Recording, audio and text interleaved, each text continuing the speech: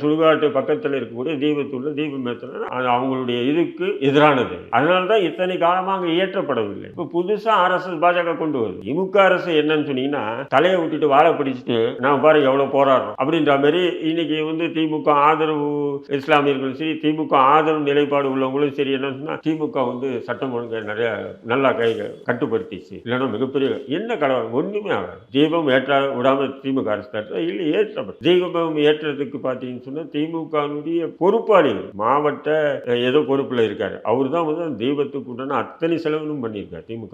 அப்ப இதுல எந்த மாற்றம் நான் ஏற்கனவே சொன்ன போல இந்த பாஜகவை சார்ந்தவங்க வலதுசாரி சித்தாந்தத்தை சார்ந்தவங்க என்ன சொல்றாங்கன்னா, இந்த பிரச்சனையில இஸ்லாமியர்கள்ன்ற ஒரு விஷயமே இல்லை. நீங்க வாண்டடா திமுக சார்ந்தவங்க தான் இஸ்லாமியர்களுக்கு பிரச்சனை வரும், இந்த அது மத நல்லிணக்கம் கெடுது, இந்த மாதிரி நெரேட்டிவ் செட் பண்றது திமுகங்கிற மாதிரி விமர்சனம் வைக்கிறாங்கல்ல, அதை எப்படி பார்க்க? அதுதான் நான் சொல்றேன். இப்ப நீதிமன்றத்தில் அப்படி ஒரு விமர்சனம் இவங்க எதிர்த்தரப்பு வாதம் வச்சிருந்தாலும் நீதிபதிகள் அப்படி கருத்துக்களை பதிவு பண்றாங்க. மத நல்லிணக்கம் என்பது ஒருத்தர் விட்டு கொடுத்துட்டு ஒருத்தர் அனுபவிக்கிறது மத நல்லிணக்கம் இல்லை.